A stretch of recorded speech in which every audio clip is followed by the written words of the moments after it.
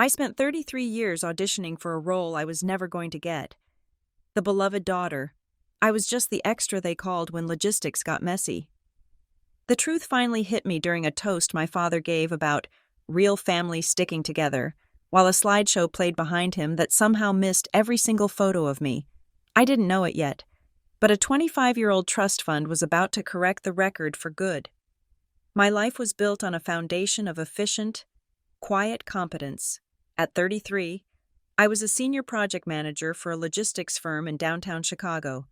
I owned a condo in a neighborhood that was up and coming. I paid my credit card bills in full every month, and I had a circle of friends who knew me as the reliable one. If you needed a ride to the airport at 4 a.m, you called Willow. If you needed someone to help you move a couch up 3 flights of stairs without scratching the paint, you called Willow. My parents, Robert and Eleanor Collins, treated me much the same way. I was not a daughter to them. I was a staff member. I was the person they called when their computer printer wouldn't connect to the Wi-Fi, or when they needed someone to house-sit their high-maintenance corgis while they wintered in Scottsdale. I was useful, I was present, but I was never, ever central. It was a Tuesday in late October when the summons came. My mother did not ask if I was free. She simply sent a text message stating that dinner would be at 7 o'clock and that attendance was mandatory. She called it a small family dinner, implying intimacy, but I knew the code. Mandatory meant they needed an audience. When I arrived at the house, a sprawling, pristine colonial in Lake Forest that felt more like a museum than a home, the driveway was already full. My brother, Julian, had parked his Porsche right in the center, forcing me to park on the street and walk up the long, leaf-strewn drive. The air was crisp, smelling of wood smoke and damp earth, a smell that usually made me nostalgic. Tonight, it just made me cold. Inside, the house was warm and smelled of roasting lamb. My mother greeted me with a cheek turned slightly to the side, ensuring my lips made contact with air rather than her foundation. "You are late, Willow," she said, checking her watch. "It is 7:02. "Mother," I said, handing her the bottle of wine I had brought. Traffic on the Kennedy was a nightmare. "Julian is already here," she said, accepting the wine without looking at the label. Of course he was. Julian, 3 years younger and 1,000 times more beloved, was holding court in the living room. He was an investment banker who had failed upward his entire life.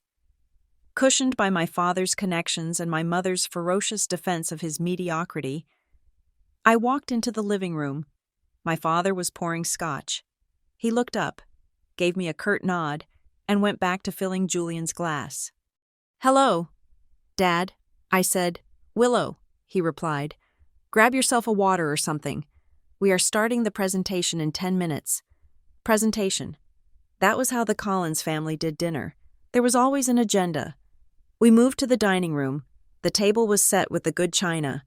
The gold-rimmed plates that were usually reserved for Thanksgiving or when the bishop came to visit, but there were no guests, just the 4 of us.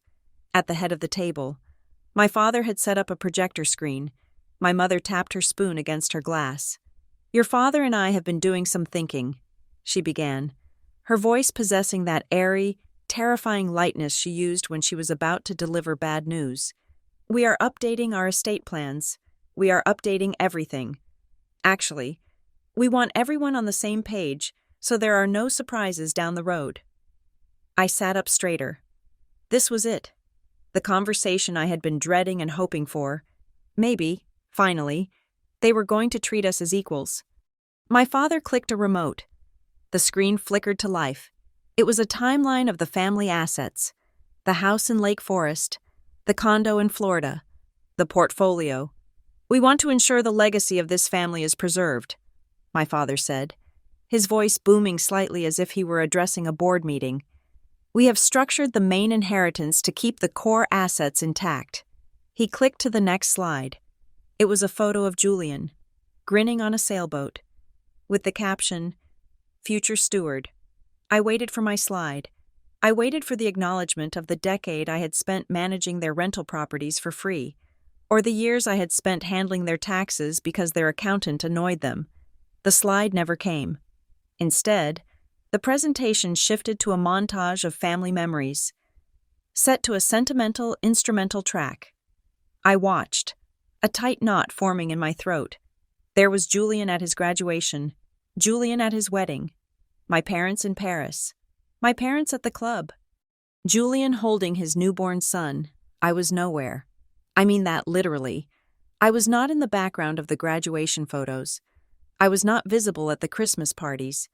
It was as if I had been cropped out of the family history. My father raised his glass for a toast. To family, he said, his eyes locking on Julian. To real family sticking together. To the blood that binds us. The words landed on the table like a heavy stone. Real family, blood. I looked at my mother. She was beaming at Julian. I looked at Julian. He was swirling his scotch, looking smugly satisfied. I raised my glass and drank, the expensive wine tasting like vinegar. I said nothing. I had learned a long time ago that complaining only confirmed their opinion of me, that I was difficult, ungrateful, an outsider looking for a way in, but the silence in my head was deafening. I looked at the dark window reflecting the room back at us. In the reflection, I was just a shadow at the end of the table. The crisis came 4 days later. I was in a meeting with a client when my phone buzzed. It was my mother. She never called during the workday unless it was a catastrophe. I excused myself and answered in the hallway. "It is your father," she said. Her voice was high, tight, bordering on hysteria. "He collapsed on the golf course. We are at Northwestern. You need to come now. I canceled my afternoon. I drove to the hospital, my heart hammering a strange, uneven rhythm. I was scared. Yes, he was my father. But underneath the fear was a familiar, weary resignation. I knew what was waiting for me. When I arrived at the waiting room, the dynamic was already established. My mother was sitting on a vinyl love seat, weeping into a handkerchief. Julian was sitting next to her, holding her hand, looking pale and useless. "Thank God you are here," Julian said when he saw me. He stood up, looking relieved to dump the responsibility. "Mom is a wreck. They need someone to go down to admissions and handle the insurance paperwork, and his cardiologist needs a list of his current medications. Do you know them?" Of course I knew them. I was the one who filled his pill organizers every Sunday because he claimed the child-proof caps were impossible. "I will handle it," I said. For the next 3 hours, I was a machine. I dealt with the admissions clerk. I called the insurance company to authorize the stay. I texted the neighbors to bring in the mail. I coordinated with the doctors. Meanwhile, Julian and my mother sat in the private room they had eventually secured, receiving visitors. My father had stabilized. It was a severe angina attack, not a massive heart attack, but he needed observation. Aunt Carol arrived, Uncle Mike arrived, even Father O'Malley showed up. They all gathered around the bed, a tableau of concern and support. I stood in the doorway, holding a clipboard full of forms, watching them. "Oh, Willow," Aunt Carol said, glancing at me. "Could you run down to the cafeteria and get us some coffees? It has been such a long day." "Black, 2 sugars," my father rasped from the bed. I turned and walked away. I did not feel like a daughter. I felt like the help. I got the coffees. I carried the cardboard tray back up the elevator, the smell of roasted beans making my empty stomach churn. When I reached the hallway leading to his room, I stopped. The door was slightly ajar. I could hear voices, low, urgent, and sharp. "We need to make sure the documents are secure." A man's voice said. It sounded like Arthur Pym, their longtime friend and personal attorney. "If anything happens to Robert, we cannot have things getting messy." "Nothing will get messy," my mother's voice hissed. "We have handled it for 30 years. But the trust," Arthur said. "The review period is coming up. If she finds out, she is not going to find out," my father said. His voice was weak but angry. "She has no idea it exists. We just need to keep her occupied. Keep her from getting ideas." Arthur lowered his voice, but in the sterile silence of the hospital corridor, the words carried, "The trust structure is fragile. Robert, if she ever sees the original intent letter—" "She won't," my mother snapped. "Just fix it. Arthur, I stood frozen, the cardboard tray burning my fingertips. The trust. She has no idea it exists. They were talking about me. There was no one else they would need to hide things from. Julian knew everything. He was the golden child. I took a breath, rearranged my face into a mask of bland helpfulness, and walked into the room. "Here's the coffee," I said. The conversation died instantly. My mother looked up, her eyes wide and innocent. "Thank you, darling," she said. "You are a lifesaver." Arthur Pym smiled at me, a shark-like baring of teeth. "Good to see you. Willow, you are looking well." I handed him his coffee. I looked him right in the eye. "You too." "Arthur," I said, "I did not know you were handling estate matters this late at night. Just checking in on a friend," he said smoothly. I sat in the corner and drank my black coffee. My hands were steady, but inside, my mind was racing. Keep her from getting ideas. The next day, my father was discharged, but he was ordered to rest. My mother, playing the role of the devoted but overwhelmed wife, asked me to go to the house and retrieve some essential documents from his study so he could look them over from bed. "You know the drill, Willow," she said, "the fireproof box in the closet. Just bring the whole thing." I drove to Lake Forest. The house was empty and silent. I let myself in and went straight to my father's study. It smelled of leather and cigar smoke. I opened the closet. The fireproof box was there, heavy and gray. I had seen it 1,000 times, but I had never been allowed to open it. I lifted it out. It was locked, of course. But I knew where my father kept his spare keys, taped underneath the bottom drawer of his desk. I retrieved the key. I knew I shouldn't. I knew this was an invasion of privacy, but the words from the hospital echoed in my ears. She has no idea it exists. I inserted the key and turned it. The latch clicked. I lifted the lid.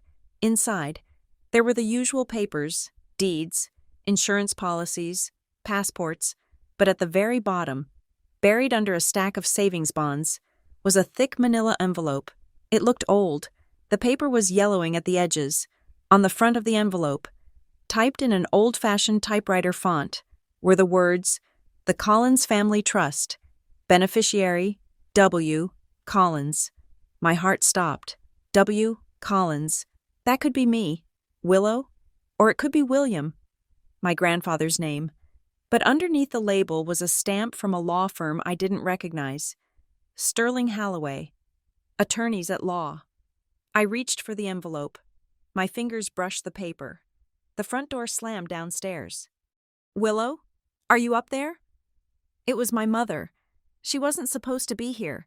She was supposed to be at the hospital. Panic surged through me. I slammed the box shut and locked it just as her footsteps hit the stairs. I barely had time to slide the key into my pocket before she appeared in the doorway. She looked at me, then at the box on the desk. Her eyes narrowed. "I thought I asked you to bring that to the hospital," she said. Her voice was calm, but there was a tremor in it, a vibration of fear. "I just found it," I lied. "It was buried under some blankets." She crossed the room in 3 quick strides and put her hand on the box. She snatched it.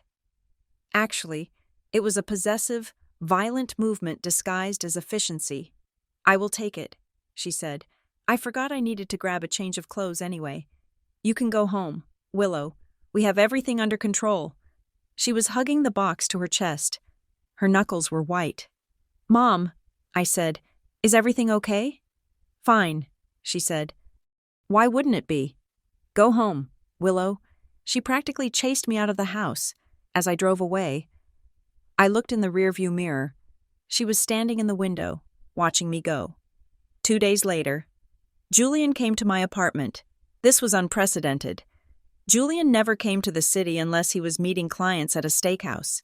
He sat on my beige sofa, looking out of place in his bespoke suit. He declined the water I offered.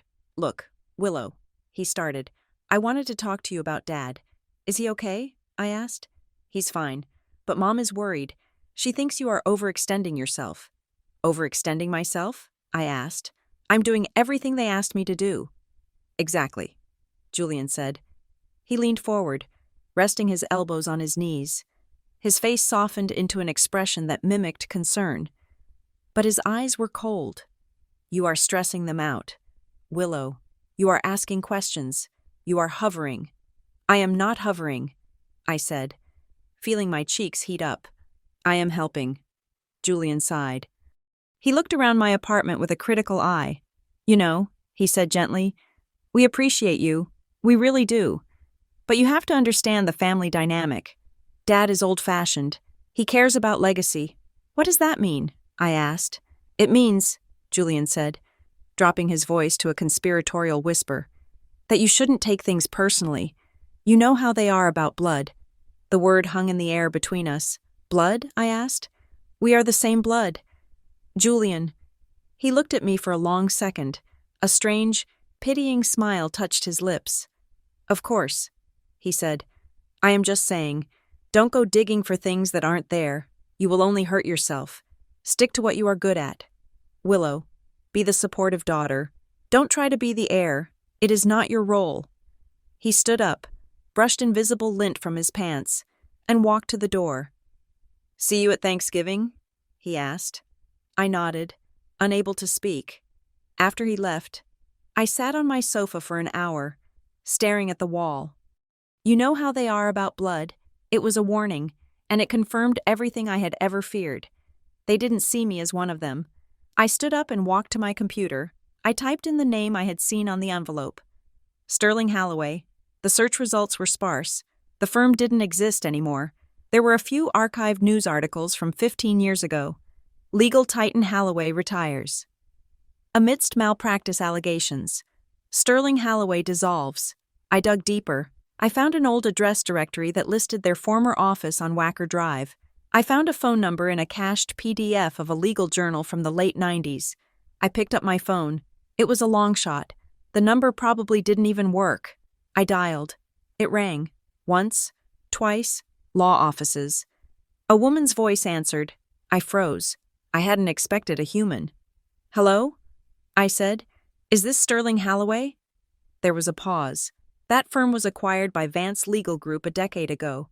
The receptionist said, "How did you get this number?" I have an old file." I said, "My name is Willow Collins. I am trying to track down a trust document managed by the old firm." "Collins," she repeated. "Hold on." I heard the clicking of a keyboard. Then the silence stretched out. It lasted so long I thought she had hung up. "Ma'am?" The receptionist came back. Her voice had changed. It was guarded now. "I am here. I see a file here," she said slowly. "It is listed as dormant. Client name, the Collins Family Trust / Beneficiary W. Collins. That is it," I said, my grip on the phone tightening. "Can you tell me who the trustee is? Can you tell me who set it up?" "I am sorry," she said abruptly. "I cannot discuss this file. It is flagged." "Flagged? Flagged for what? Requires strict authorization." She said, "And the note here says..." "Oh, what? What does it say?" "I really cannot say more," she said. "You would need to come in with identification, and even then..." "Look, I have to go." "Wait," I said, "please. Just tell me if it is active." "It is not just active." "Miss Collins," she said, her voice dropping to a whisper, "it is red flagged for immediate notification if accessed. I shouldn't have even told you it exists." She hung up.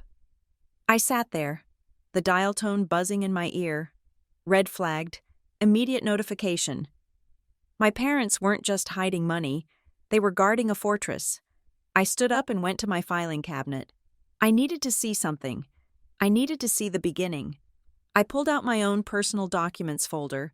I found my birth certificate. I had looked at it 100 times before, to get a passport, to get a driver's license, but I had never really looked at it. I smoothed the paper out on my desk. Name, Willow Marie Collins. Date of birth, June 12, 1993.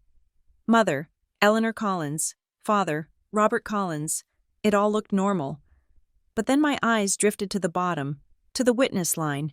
Usually, it was a doctor or a nurse. The signature was cramped, spidery, and written in thick black ink. Witness, Elias Thorne. I stared at the name. I didn't know an Elias Thorne. My parents had never mentioned an Elias Thorne, but there was something else. Next to the signature, there was a date stamp. The date of the witness signature was not June 12, 1993. It was June 14, 1993. 2 days later, and underneath the signature, in tiny print that I had to squint to read, was a title. Elias Thorne. Court-appointed guardian ad litem. The room seemed to tilt. Guardian ad litem, that was a legal term. It meant a guardian appointed by the court to protect the interests of a minor. Why would a newborn baby with two healthy, wealthy parents need a court-appointed guardian? I looked at the names of my parents again. They were typed. But the ink on the typewriter ribbon seemed slightly different than the ink on the rest of the document. My origin story wasn't just edited. It was a fabrication. And somewhere in a dormant file at a dissolved law firm, there was a trust fund that knew the truth. I wasn't just the extra in the family movie. I was the plot twist they had been trying to bury for 33 years. I picked up my phone and opened my calendar. I cleared my schedule for the next morning. I wasn't going to work. I was going to find out who Elias Thorne was, and I was going to crack that trust wide open. My father wanted real family. He was about to get exactly what he asked for. The next morning, the sky over Chicago was the color of a bruised plum. I sat in my car outside my parents' house in Lake Forest, watching the rain beat on the windshield. I had called in sick to work, a lie that tasted sour on my tongue because I prided myself on my reliability. But looking at the copy of my birth certificate on the passenger seat, reliability felt like a consolation prize for a life I didn't actually own. I needed answers, but I knew that storming in with an accusation would only make my parents shut down. They were masters of the defensive pivot. If I came at them with anger, they would turn it into a conversation about my tone, my ingratitude, or my mental state. I had to be surgical. I walked up the driveway. My mother answered the door in her yoga gear, looking flushed and annoyingly healthy for a woman whose husband had just had a heart scare. "Willow," she said, blinking, "I thought you were working. I took the day off," I said, stepping inside before she could block the way. "I wanted to check on Dad, and I wanted to ask you something." She led me into the kitchen. My father was sitting at the island, reading the Wall Street Journal and eating half a grapefruit. He looked pale but composed. "Hello?" "Willow," he said, not looking up from the market reports. "To what do we owe the pleasure?" I sat across from him. I didn't take off my coat. "I was going through some of my own papers last night," I said, keeping my voice even, updating my passport. I was looking at my birth certificate. My mother stopped wiping the counter. The motion was subtle, just a hesitation in the rhythm of her hand. But I caught it. "And?" she asked. I noticed a witness signature I didn't recognize. I said, "Elias Thorne," and a title, "Guardian ad litem." I watched them. My father turned a page of the newspaper, but he did it too slowly. My mother laughed, a short, brittle sound that bounced off the marble countertops. "Oh, that," she said. "That was just a formality. Darling, you know how complicated hospitals can be. A guardian ad litem isn't a hospital formality." "Mom," I said gently, "it is a court appointment, usually for children who need legal protection. Why would I have needed legal protection from you?" My father finally looked up. His eyes were hard, the blue ice that usually made junior executives crumble. "You are reading too much into things." "Willow," he said, "it was a procedural matter regarding an insurance dispute at the time. Nothing more. An insurance dispute required a court-appointed guardian for a 2-day-old baby?" I asked. "Why are you always looking for problems?" My mother cut in. Her voice had shifted from breezy to sharp. "We have enough to deal with right now with your father's health. Why do you have to come here and dig up ancient history?" "I am not digging for problems." I said, "I am looking for the truth. There is nothing for you to worry about," my father said, closing the newspaper with a definitive snap. "It is standard bureaucracy.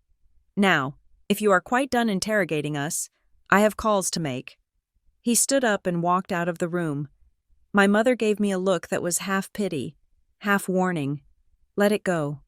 Willow, she said softly, you will only confuse yourself.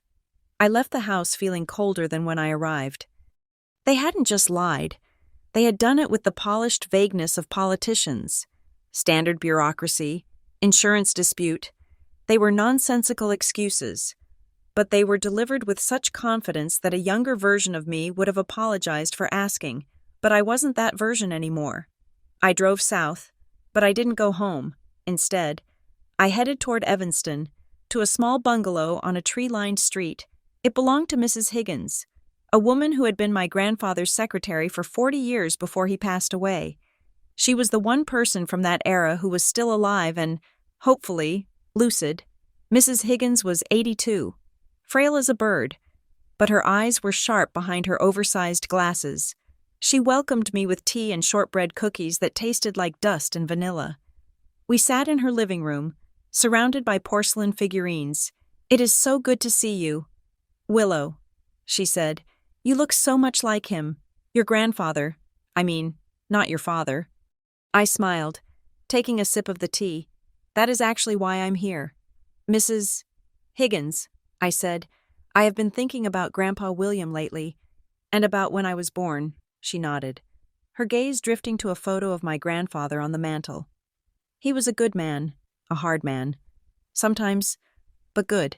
Do you remember anything about legal issues when I was born? I asked. Anything involving a man named Elias Thorne? Mrs. Higgins' teacup clattered slightly against the saucer. She set it down with a trembling hand. Elias, she whispered. I haven't heard that name in years. Who was he? He was your grandfather's fixer. She said, no, that is not the right word. His shield. He handled the things William didn't want the firm to know about. I leaned forward. Mrs. Higgins, I found his name on my birth certificate. He was listed as my guardian. Do you know why? She looked away, staring out the window at the gray street. Her hands were twisting a napkin in her lap. I shouldn't say, she murmured. Robert and Eleanor. They would be furious. They don't have to know. I said, please, I feel like I'm walking in the dark. She looked back at me, her eyes watery. Your grandfather didn't trust them. She said. The words came out in a rush, as if she had been holding them back for decades. Didn't trust my parents?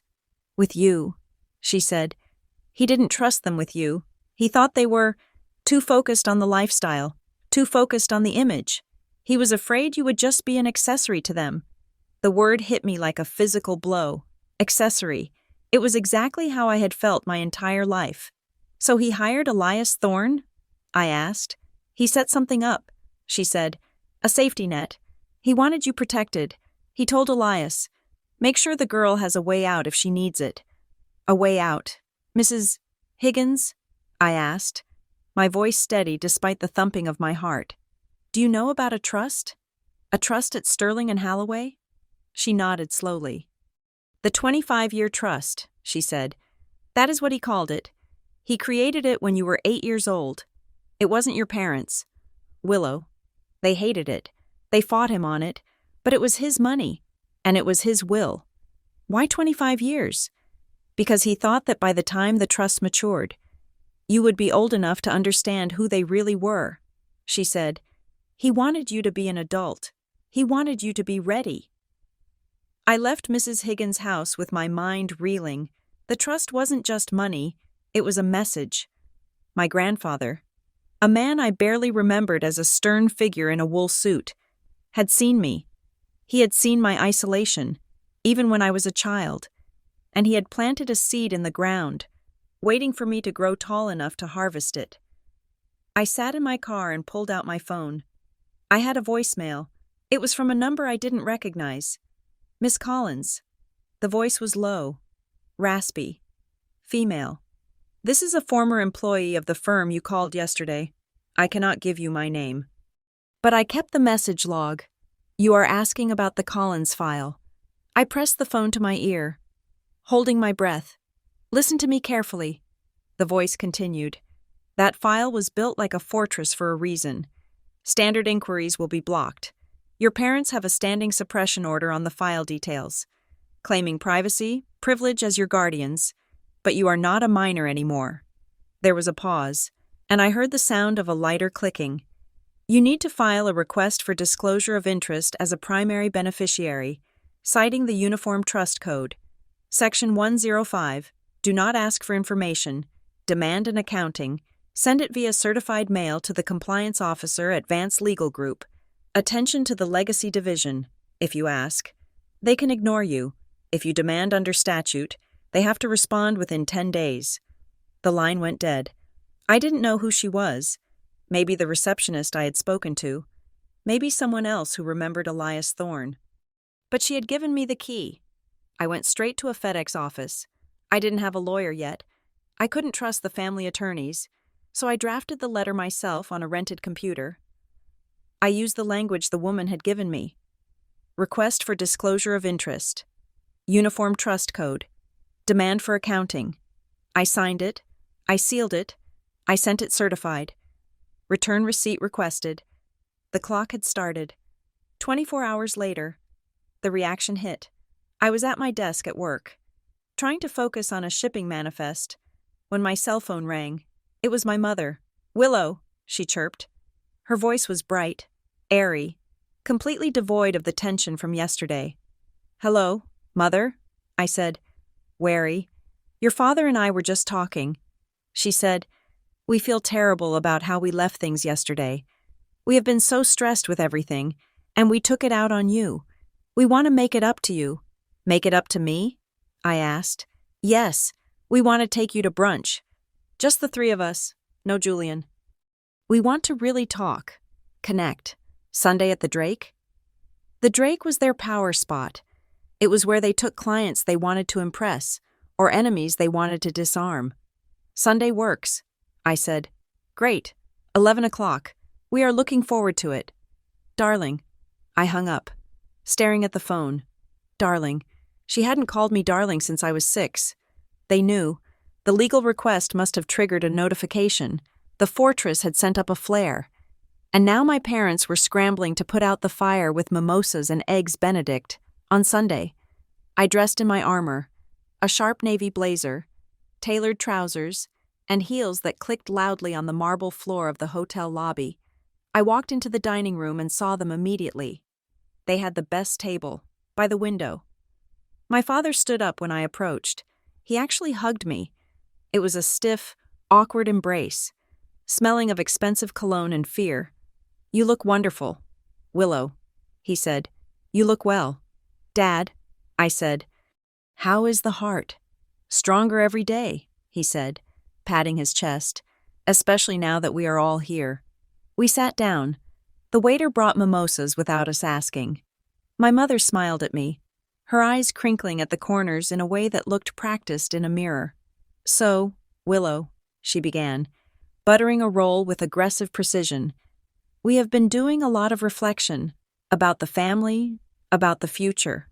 "Oh?" I said, unfolding my napkin. "Yes," my father said. "We realize we haven't been as supportive as we could be. We know you work hard. You have always been the independent one, the strong one." I waited. Flattery from them was usually the appetizer before a poisoned main course. "And we want to help," my mother said. "We know you have been wanting to pay down that mortgage on your condo. Or maybe look for a bigger place." I put my glass down. "What are you saying?" "We want to give you an early gift," my father said. He reached into his jacket pocket and pulled out a check. He slid it across the white tablecloth. I looked at it. It was for $50,000. It was a lot of money. More money than I had ever received from them. "This is generous," I said. Looking up, "It is family," my mother said, reaching out to touch my hand. "We want you to be secure. We want you to feel taken care of. There is just one small thing," my father said casually. He pulled another paper from his pocket, a single sheet, folded in thirds. "Because this is a large gift. Our accountant needs a little documentation, just for tax purposes, to show that this is a gift and not a loan, and that it settles any outstanding expectations, administrative purposes, really." He placed the paper next to the check. I looked at the document. It was short, dense paragraphs. Waiver of beneficiary rights and settlement of claims. The headline wasn't gift receipt, it was a legal release. I skimmed the text. The undersigned hereby accepts the sum of $50,000 as full and final settlement of any and all claims, present or future, regarding the estate of William Collins. My blood ran cold. They were trying to buy me out. They were trying to buy a 25-year-old trust fund for $50,000. I didn't look up. I kept reading. And agrees to waive any right to accounting, disclosure, or contest regarding any trusts, known or unknown. I looked up. My parents were watching me. Their smiles were frozen, like wax masks. I cannot sign this, I said. Why not? My father asked, his voice dropping an octave. It is just a formality. It says I am waiving my rights to Grandpa William's estate. I said, that is not a tax form. Dad, that is a settlement. It is standard language, my mother insisted, her voice rising. It just protects us from the IRS thinking we are hiding assets. Why do you have to be so difficult? I am not being difficult, I said. I am being literate. If this is a gift, write me a check. If it is a transaction, then I need my lawyer to review the contract. I reached for the document. My father's hand shot out and clamped down on the paper. You don't need a lawyer, he snapped. We are your parents. We are trying to give you money. You are trying to silence me, I said. I pulled the paper from under his hand.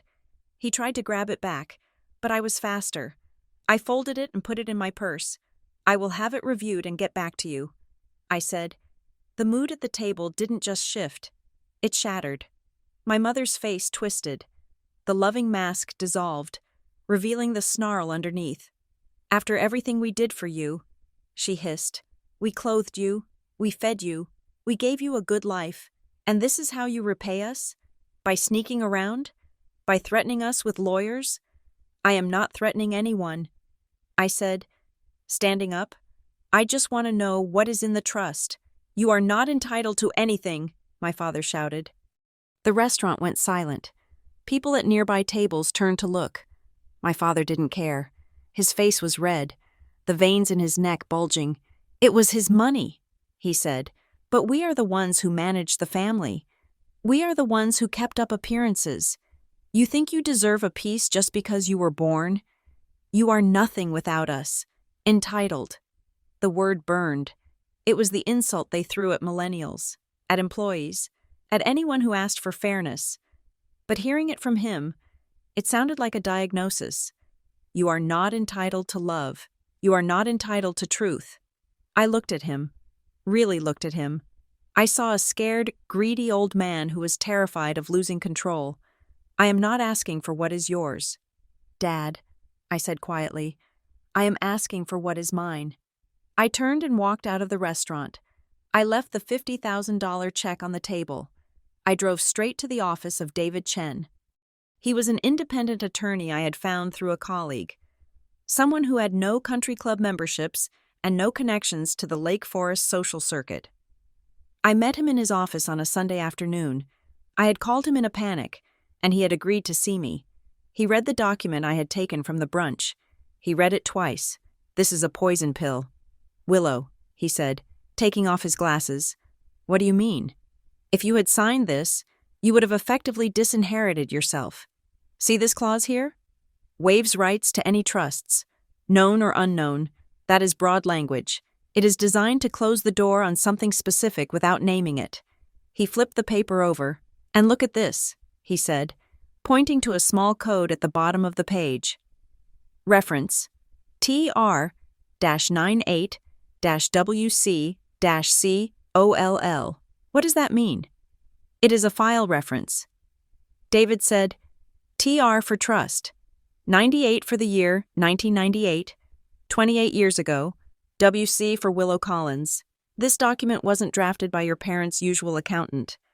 It was generated from an existing file, meaning your parents have been interacting with this trust for years, David said. They have the file reference.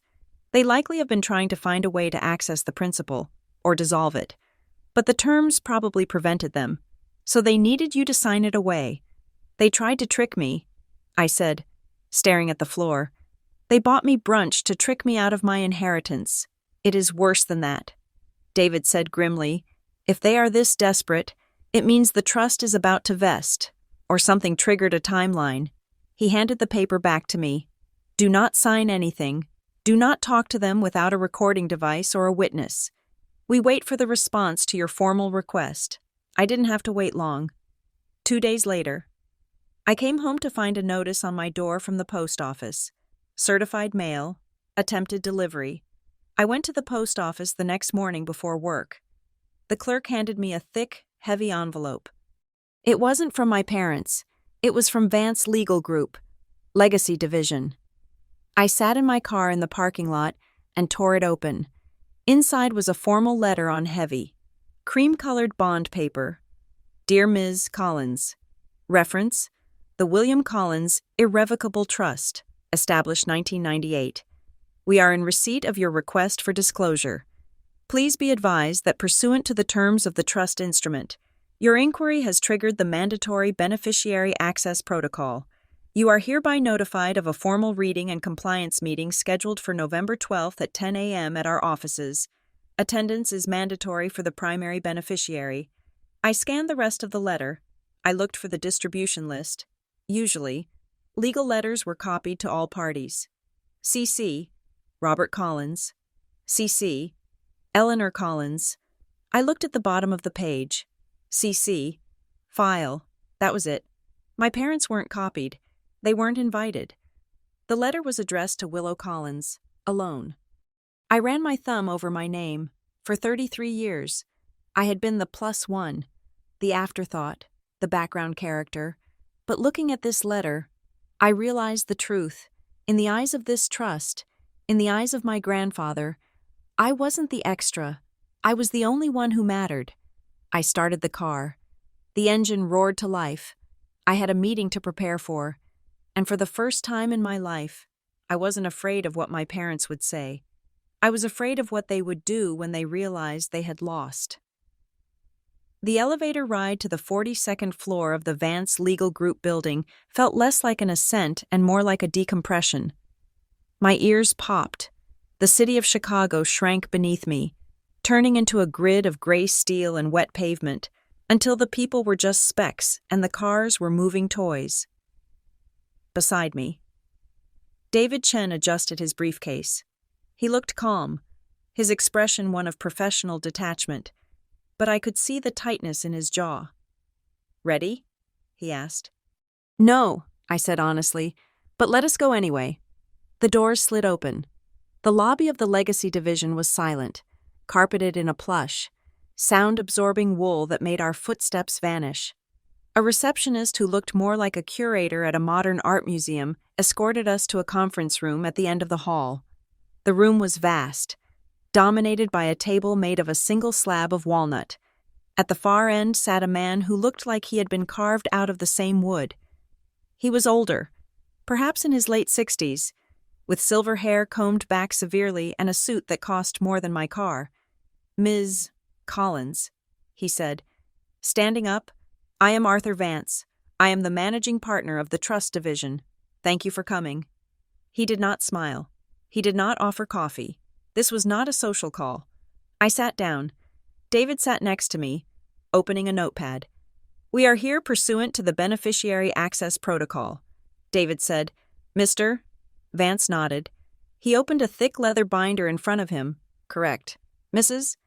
Collins has triggered the age and inquiry requirements of the William Collins Irrevocable Trust. Before we proceed to the financials, there is a procedural matter. He slid a single sheet of paper across the table. The trust instrument requires that the beneficiary read the letter of intent before any accounting is rendered. However, the contents of this letter are sealed. You must sign this confidentiality agreement before I can break the seal. It states that you will not discuss the specific contents of the letter with any party named as a restricted individual in the trust. Who are the restricted individuals? I asked. Mr. Vance looked at me over the rim of his reading glasses. Robert and Eleanor Collins. My parents. I looked at the agreement. It was strict. Absolute non-disclosure. I cannot sign this. I said, I need my counsel to see it, and my financial advisor. Eventually, Mr. Vance paused. He looked at David, then back at me. The trust anticipated this request. He said, he reached into the binder and pulled out a second version of the agreement. This version allows for disclosure to professional counsel bound by attorney-client privilege. Your grandfather suspected you would have legal representation. In fact, he hoped for it. I signed the second document. My hand was shaking. Just a little. Mr. Vance took the signed paper, checked the signature, and then reached into a small, locked briefcase on the floor. He pulled out an envelope. It was not a fresh, crisp envelope. It was yellowed. The corners were bent. The wax seal on the back, a deep, dark red, was cracked but intact. This was deposited in our vault 25 years ago. Mr. Vance said, it has not been touched since. He handed it to me. Open it. Ms. Collins. I slid my thumb under the flap. The wax crumbled, dusting the walnut table with red flakes. I pulled out 3 sheets of handwritten paper. The ink was blue, fading to gray in places. The handwriting was jagged, urgent. I started to read. My dearest Willow, if you are reading this, you have found your way out of the maze. I prayed you would. I am writing this on a Tuesday in November. Just after your 8th birthday, you probably do not remember the fight we had that day. Your parents will have told you I was drunk, or confused, or cruel. They will have told you I scared you. The truth is, I tried to give you a savings bond, just a piece of paper. But I told you it was for your freedom. I told you that someday, you could use it to go anywhere you wanted. Your father tore it out of my hand. Your mother screamed that I was trying to turn you against them. They threw me out of the house. I watched you from the driveway, looking through the living room window. You were not crying. You were just watching. So still, like a little statue. You learned to be still to survive them. They tell you that you are part of the family, but they treat you like a guest who has overstayed their welcome. I have seen it. I have seen them crop you out of photos. I have seen them leave you with the nanny while they took Julian to the Cape. I have seen the way they look at you, not with hate, but with utility. You are useful to them, but you are not theirs. You are mine. You are my granddaughter in every way that matters. You have my eyes. But more importantly, you have my silence. You watch. You learn. I cannot save you now. The laws give them the power. They are your parents. But I can build a lifeboat and bury it in the sand, waiting for the day you are strong enough to dig it up. This trust is not a reward. It is a weapon. It is a shield. It is the only thing I can give you that they cannot touch. Do not let them take it. Do not let them guilt you. They will say I was crazy. They will say I hated them. I did not hate them. I just loved you more. Be brave. Little willow tree, you can bend, but do not break. Love, Grandpa William. The room went silent.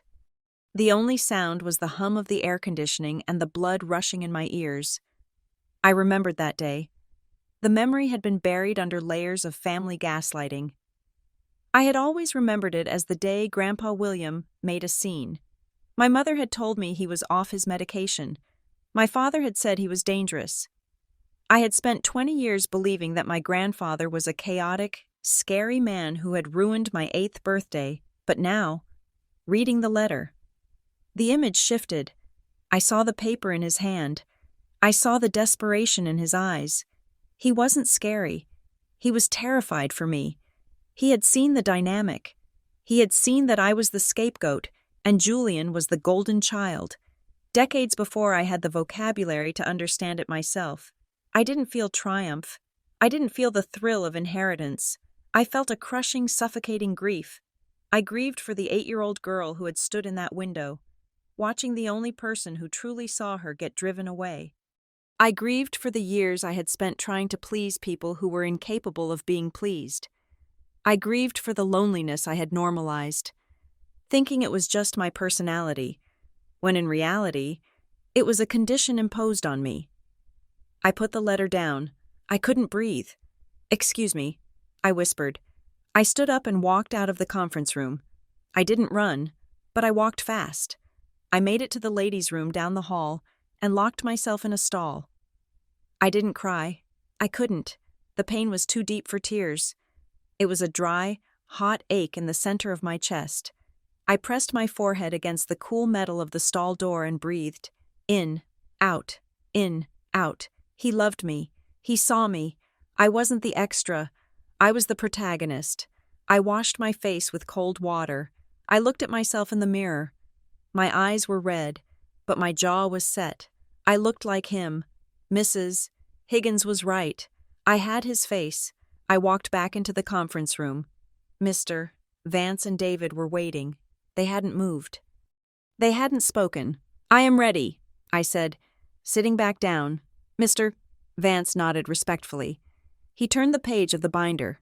"Let us discuss the structure of the trust," he said. "It is unusual." "How so?" David asked.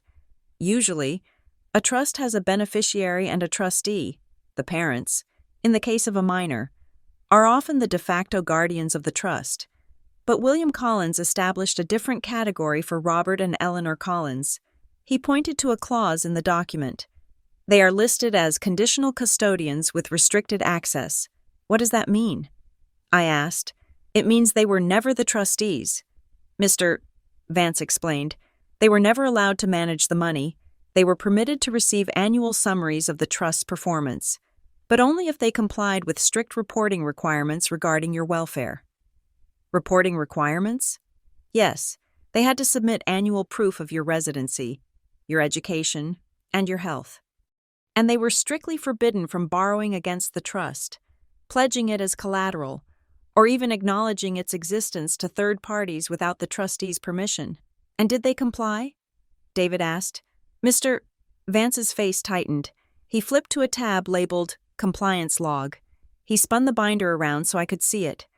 It was a list, a long list. 1999. Warning issued. Parents attempted to use trust assets as leverage for a vacation home mortgage. Request denied. 2004. Warning issued. Parents failed to submit educational report. Brief suspension of information privileges. 2008. Cease and desist issued. Robert Collins attempted to appoint himself as investment advisor to the fund.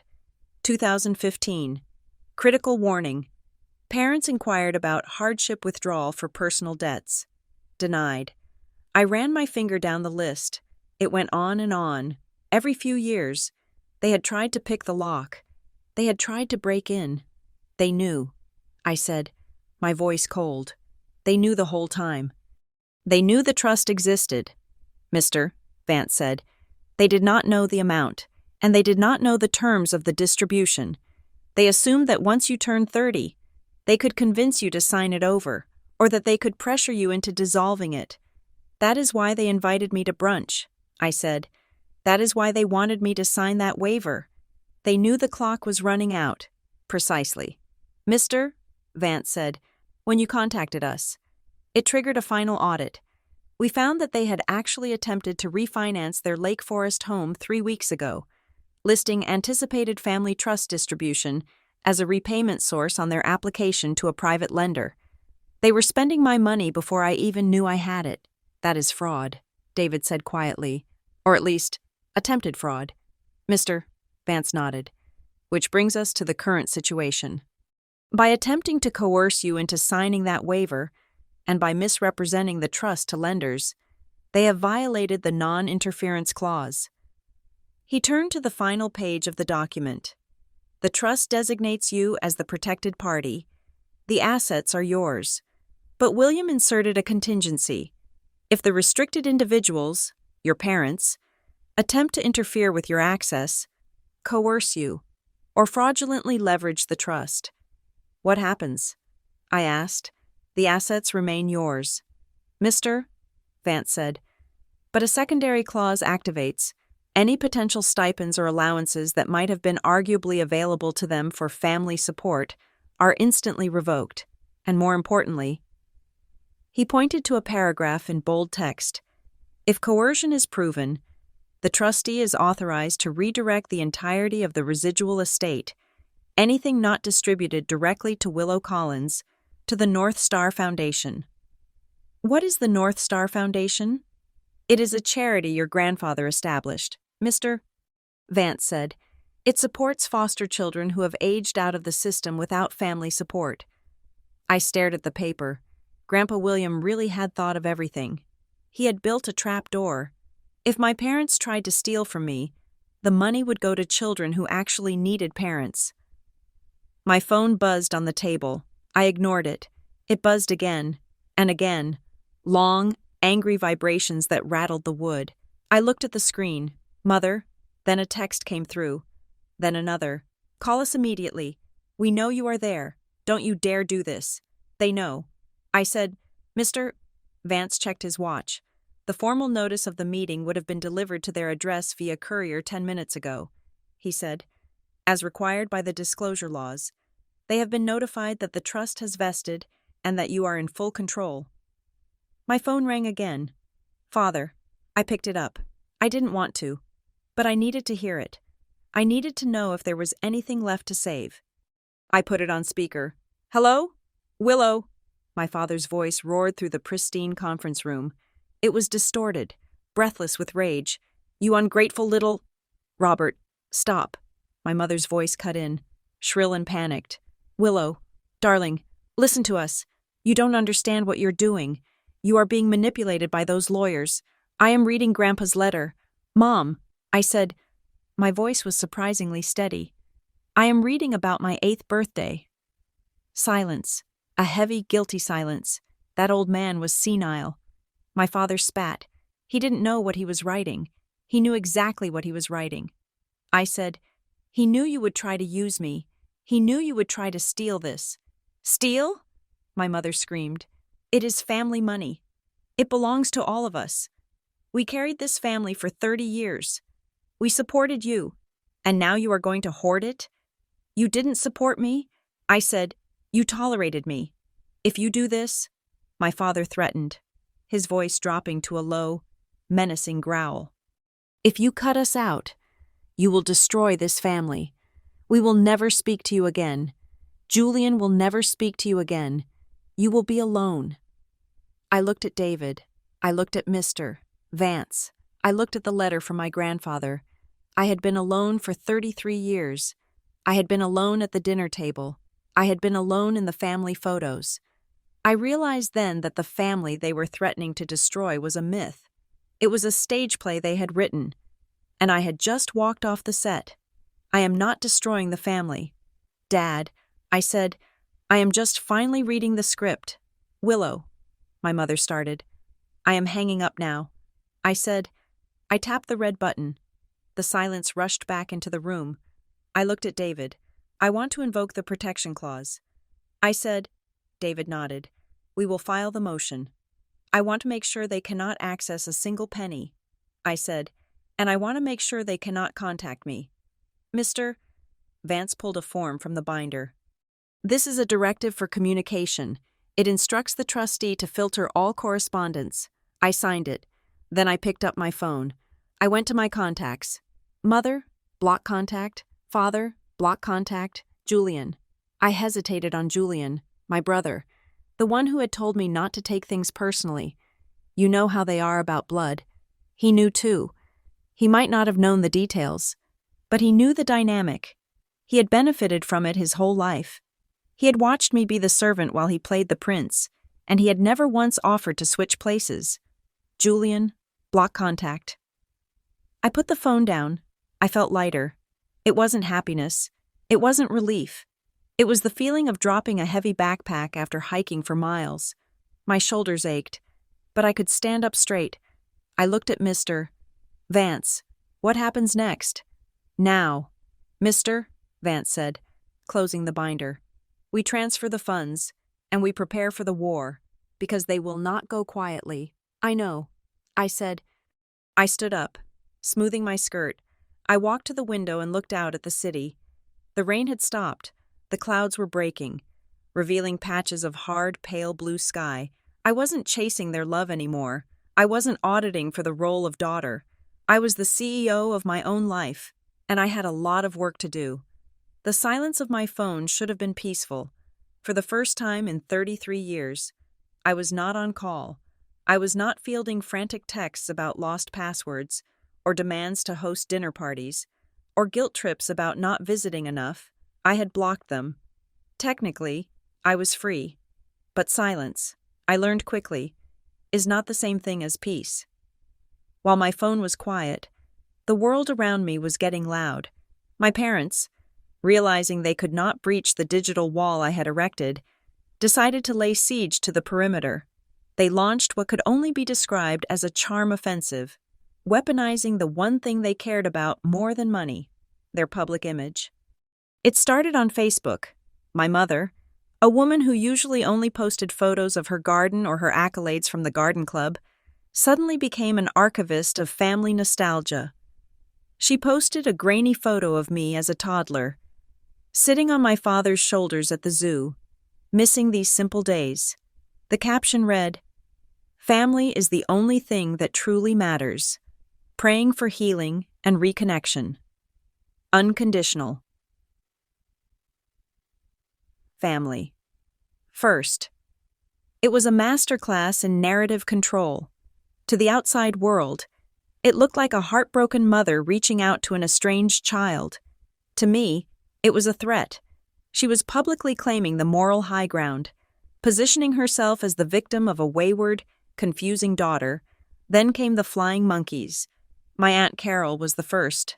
She didn't call. She sent a card to my office. The front featured a watercolor of a weeping willow tree, a detail that felt less like a coincidence and more like a sniper shot. Inside, her handwriting was looped and aggressive. "Willow, your mother is devastated. We are all so worried about you. Please, whatever misunderstanding has happened, you need to be the bigger person. You know how fragile your father's heart is. Do you really want to be responsible for what happens next?" I shredded the card, but I couldn't shred the feeling it left behind. A cold, oily residue of guilt. I sat in Dr. Evans' office 2 days later, twisting a loose thread on the hem of my skirt. The office smelled of lavender and white noise machines. "I feel like I am the villain in a movie I didn't write." I said, "They are telling everyone I am having a breakdown." "And how does that make you feel, Doctor?" Evans asked. She was a woman of indeterminate age with kind eyes that didn't let me get away with anything. "It makes me feel crazy," I admitted. I find myself checking my own memories. Did they really ignore me? Was it really that bad? Maybe I am overreacting. Maybe I'm just greedy. That is the function of the dynamic. "Willow, Doctor," Evans said gently, "if you are the problem, then they don't have to change. If you are confused, then their reality remains the only valid one. You are not missing your parents. Willow, you are missing the parents you wish you had. You are grieving a potential that never existed." I stared at the abstract painting on the wall. "I just want them to admit it." I said, "I want them to say, just once, that I wasn't crazy. That is a wish for justice." She said, "But you are looking for it in the people who committed the crime. You likely won't find it there." She was right. I knew she was right, but the hope was a stubborn thing, a weed growing through concrete. The social isolation escalated the following week. I met my cousin Sarah for coffee. Sarah and I had always been the outcasts of the younger generation. Her because she was an artist who refused to marry a banker, and me because I was, well, me. I walked into the coffee shop expecting an ally. I found a diplomat. Sarah wouldn't look me in the eye. She kept stirring her oat milk latte, the spoon clinking rhythmically against the ceramic. "Look, Willow," she said finally, "I am not taking sides, but Uncle Robert called my dad yesterday. He sounded bad. He is fine." "Sarah," I said, keeping my voice low, "he is playing golf. He told my dad that you have fallen under the influence of some predatory lawyer." Sarah said, "He said you are confused about the estate planning and that this lawyer is feeding you lies to get a cut of the family money. They are worried you are being manipulated." I laughed. It was a harsh, barking sound that made the barista look up. "Manipulated?" I asked. "Sarah, for 3 decades I was their personal assistant. I was their emotional support animal, and the moment I ask for a single document, I am confused? They are saying you are unstable. Willow, Sarah said softly. She finally looked at me. Her eyes were fearful. They are saying you might need help, professional help. Like intervention help. My stomach dropped. This wasn't just gossip. This was a strategy. If they could paint me as mentally incompetent, they could challenge my capacity to manage the trust. They could try to appoint a conservator. And who would be the most likely conservator? My parents. Thank you for telling me. Sarah, I said, standing up. Are you leaving? I have to go, I said. I have to talk to my predatory lawyer. David Chen did not look predatory. He looked tired. His desk was covered in stacks of paper, and he was eating a sandwich with one hand while typing with the other. When I told him about the rumors, he stopped chewing. They are building a case for incapacity, he said, swallowing. It is a classic move. Discredit the witness? Can they do it? Not without a lot of medical evidence, which they don't have. David said, You are a high-functioning professional with no history of psychiatric breaks, but it shows their desperation. And I think I found the source of that desperation. He pulled a file from the stack and slid it toward me. I ran a forensic trace on their recent real estate maneuvers. He said, We knew they applied for refinancing, but I dug into the application attachments. He pointed to a line item on a spreadsheet. Asset, W, C, trust distribution, value, $5 million, maturity, date, November 2026. They listed it as an asset. I whispered, They didn't just list it. David said, They leveraged it. They took out a bridge loan 6 months ago, a high-interest, short-term loan, using this future distribution as the repayment strategy. I did the math in my head. If I don't give them the money, I said, they default. David said, They lose the house in Lake Forest. They lose the condo in Florida. They are legally insolvent. Willow, they have been living on the promise of your inheritance for years. They didn't just want the money for greed. They need it to stay afloat. I sat back in the chair. The picture was becoming clearer. The small family dinner. The gift of $50,000. It was all a frantic attempt to plug a hole in a sinking ship. And there is one more thing, David said. He hesitated, looking at me with a strange expression. During the discovery process, the trustee's office sent over a box of physical artifacts that were held in escrow. Most of it was financial records, but we found a receipt. He handed me a small, crinkled slip of paper. It was thermal paper, fading to white. But the ink was still legible. You store it. North Chicago. Unit 404. Tenant. Willow Collins. Date. October 14th, 2009. I stared at the date. October 2009. I was 16 years old. I never rented a storage unit. I said, I was a junior in high school. I didn't even have a credit card. The signature on the rental agreement is yours. David said, or rather, a very good forgery of your 16-year-old signature. My parents? I asked. David shook his head. The payment history shows it was paid in cash, every month for 17 years. An envelope of cash dropped in the night drop box. Your parents deal in checks and wire transfers. This feels different. We need to go there. I said. The storage facility was a bleak, concrete fortress in an industrial park near the airport. It was raining again. It always seemed to be raining in this story, and the air smelled of diesel and wet pavement. David had arranged for a master key override with the facility manager, citing the trust authority. We walked down a long, flickering hallway lined with orange metal doors. The sound of our footsteps echoed like gunshots. Unit 404. David cut the padlock with bolt cutters. The metal snapped with a violent crack. He slid the latch back and rolled the door up. I expected it to be empty, or filled with junk. It was neither. The unit was small, 5 feet by 5 feet. In the center sat a single, heavy wooden chest. It looked like an old steamer trunk. On top of the trunk sat a single white envelope. I walked into the unit. The air was stale, preserved from a decade ago. I picked up the envelope. It was addressed to me. Willow. I opened it. There was a key inside. I used the key to open the trunk. Inside, everything was wrapped in acid-free tissue paper. There were stacks of letters. There was a small box of photographs, and there was a leather-bound journal. I picked up the journal. It was heavy. I opened the cover. The private record of William Collins. I turned the pages. It wasn't a diary of his day-to-day life.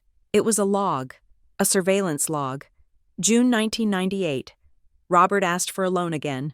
Claims it is for Willow's private school tuition. I called the school directly. Tuition was already paid by the scholarship fund I set up anonymously. He is lying. August 2001. Eleanor keeps the girl in the guest room. I saw her there. No toys, just books. She reads like she is starving for words. I tried to bring her a doll. Eleanor threw it in the trash the moment I left. December 2005. I am dying. I know it. They know it. They are circling like vultures. I have to protect the history. If I die, they will rewrite everything. They will tell her I was crazy. They will tell her she is lucky to have them. I have to leave the truth somewhere she can find it. I sank to the floor of the storage unit. The concrete was cold through my jeans. He didn't just leave me money. He left me my life. I picked up the box of photographs. They were pictures of me. Me at 3, playing in the mud. Me at 7, reading on the porch. Me at 10, looking out a window. They were candid shots, taken from a distance. I realized with a jolt that he must have hired someone to take these. He had been banned from the house, cut off from seeing me, so he had watched from afar. He had documented my childhood because my parents hadn't. I found a bundle of letters tied with string. They were all addressed to me. Happy 10th birthday, happy graduation, Merry Christmas. None of them had ever been delivered. My parents had intercepted them, or he had never sent them, knowing they would be destroyed. I opened one for my 12th birthday. Dear Willow, today you are 12. I wonder if you like science. Your grandmother loved astronomy. I bought you a telescope, but your father said you have no room for it. I hope you look up at the stars anyway. I put the letter down. I was shaking. This wasn't just interference. This was erasure. They had actively prevented me from knowing that I was loved. They had curated a reality where I was alone, so that I would be dependent on them. David was standing by the door, silent. He knew enough to give me space. I stood up. I wiped my face. We need to inventory all of this, I said. My voice sounded jagged, like broken glass. We will, David said. I picked up the journal. I am keeping this, I said. And I am going to meet them. Willow, David warned. We have the upper hand. You don't need to see them. Yes, I do. I said, I need to look them in the eye. I need to see who they are when they can't control the script. The invitation had come via email, sent to David's office, a family mediation dinner. The tone was formal, conciliatory, and reeked of legal coaching. I accepted, on 2 conditions. It had to be at Le Monde, a restaurant so public and expensive that a scene was impossible, and David had to be present, not at the table, but at the bar, within earshot. I arrived precisely on time. My parents were already seated. They looked smaller than I remembered. My father's suit seemed to hang loosely on his frame, and my mother's makeup was a shade too pale. When I approached the table, my mother stood up. She reached out her hands. Willow, she breathed. Thank you for coming. I didn't take her hands. I pulled out my chair and sat. Hello? Mother? Father? My father nodded. He looked tired, defeat etched into the lines around his mouth. I see you brought your chaperone, he said, glancing at David at the bar. I brought a witness. I corrected. We ordered water. The waiter retreated. Look, Willow, my father began. His voice was measured, soft. We know mistakes were made. We know we haven't been perfect. You stole my mail. I said. My mother flinched. What? I found the storage unit. I said, I found the letters Grandpa William wrote. The ones you told me never existed. The telescope you told me he never bought. My mother looked down at her hands. We were trying to protect you, she said. He was complicated. We didn't want you to be confused. Confused seems to be your favorite word for me. I said, "Willow, please." My father said, "We are in a difficult position. The house, the market. We are facing some liquidity issues." "Liquidity issues?" I asked. "You mean you spent the trust money before you had it?" "We spent it on the family." He snapped, his voice rising. "We spent it keeping up the life you enjoyed. The private schools, the vacations, the club memberships." "I didn't ask for the club memberships, Dad. I asked for parents who liked me." My mother began to cry. It was a soft, practiced weeping. "We do love you," she sobbed. "We have always loved you. We took you in when no one else would." The table went still. I froze. My father froze. "What did you say?" I asked. My mother looked up, her eyes wide with panic. She had gone off script. I said, "We took care of you."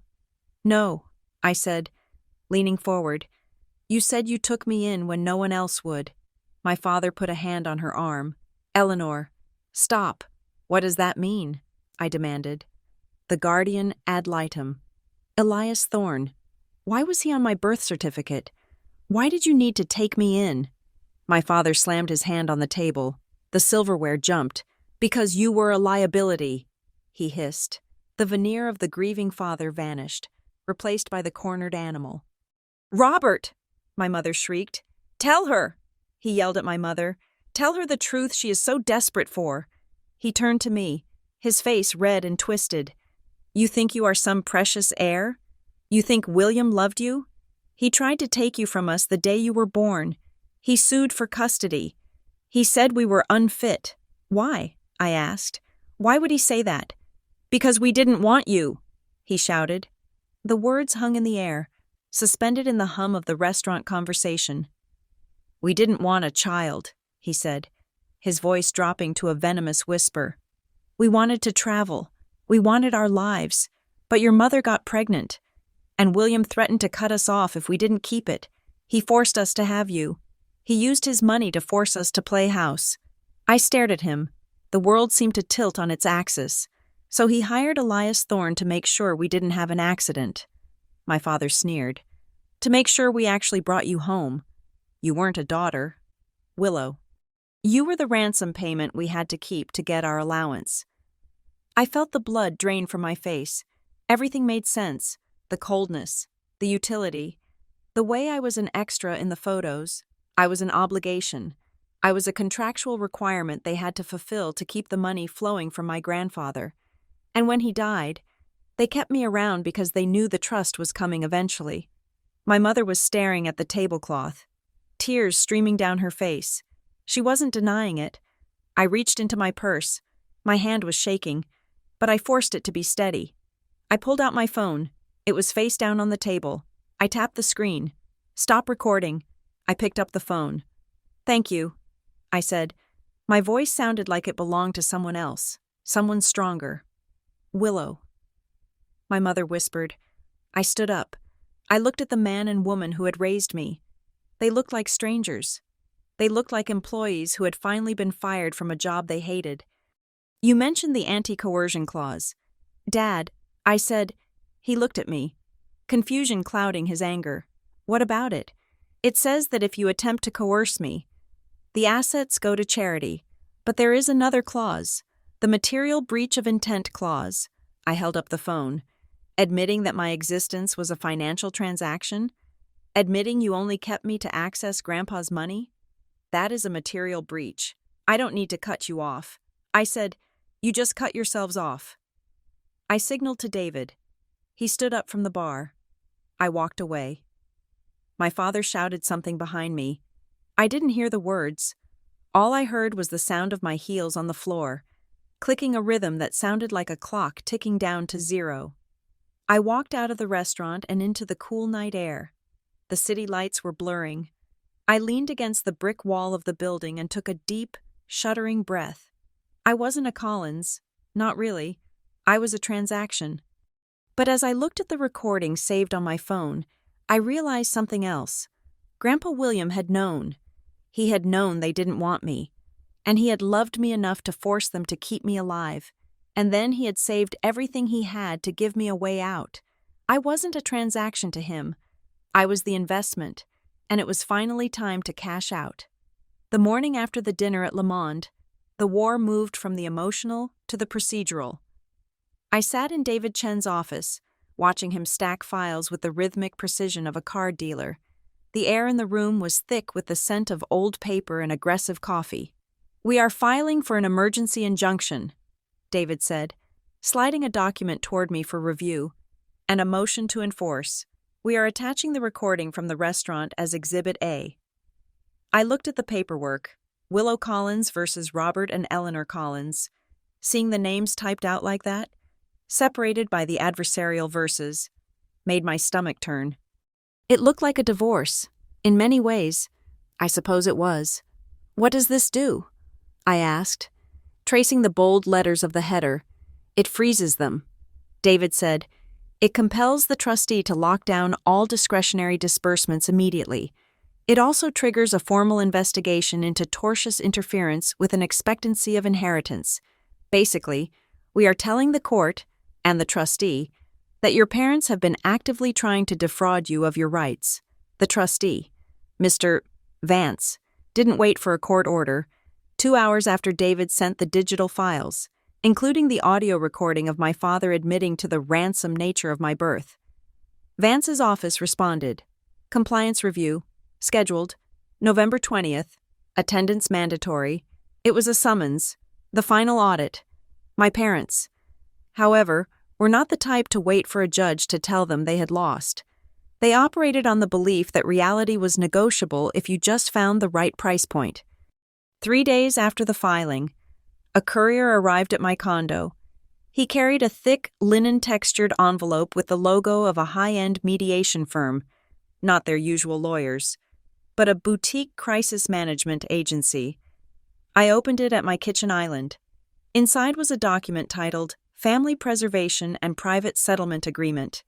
It was a work of art in terms of manipulation, in the spirit of healing and family unity. The preamble read, "Robert and Eleanor Collins offer this settlement to resolve all outstanding misunderstandings regarding the estate of William Collins." The terms were simple. They would acknowledge my right to 50% of the trust immediately. In exchange, I would sign a non-disclosure agreement, retract the hostile recording, and agree to a joint management structure where my father would remain as an advisor to the fund for a consulting fee of 10% annually. They were offering me half of my own money, provided I let them keep their dignity and a salary. Attached to the contract was a handwritten note from my mother. "Willow, please, don't let lawyers tear us apart. This gives you what you want, independence, while keeping the family name clean. We can put this ugly chapter behind us. Just sign it, and come home for Sunday dinner. We miss you." I read the note twice. "We miss you." They didn't miss me. They missed the silence I used to provide. They missed the buffer I placed between their lifestyle and their bank account. I called David. They sent a settlement. I said, "Do not sign it." David said instantly, "I am not going to." I said, "I am just amazed. They are still trying to negotiate. They admitted to buying me like a used car.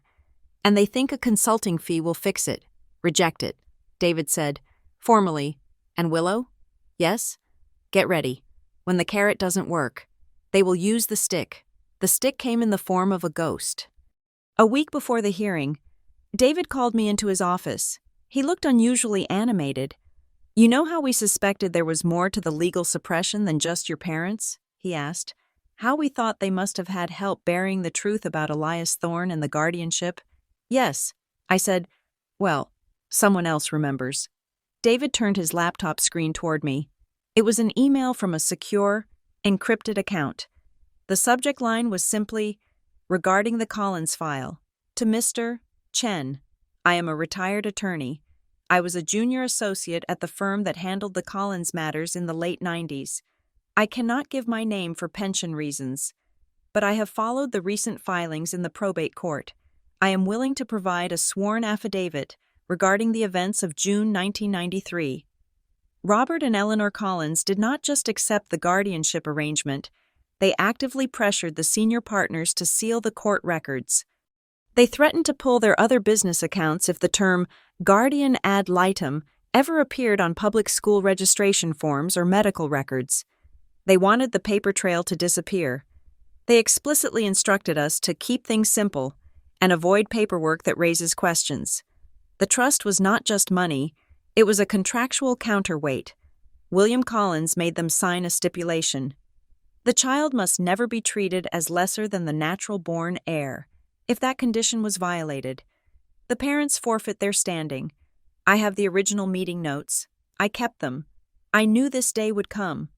I read the email, feeling a cold chill radiate through my chest.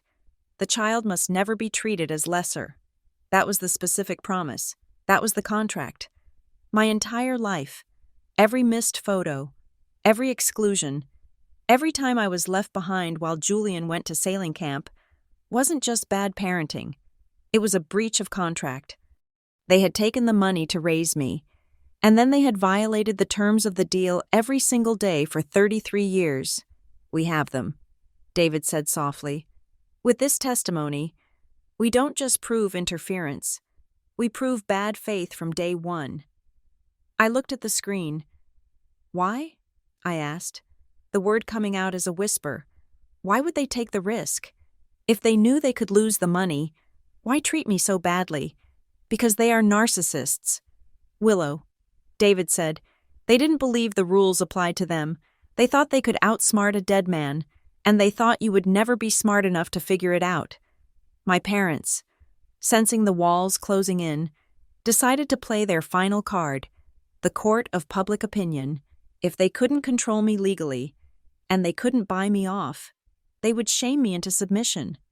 It started with a save-the-date email sent to the entire extended family, a list that included second cousins, business partners, and the entire roster of the Lake Forest Country Club, the Collins Family Autumn Gathering, celebrating resilience and unity.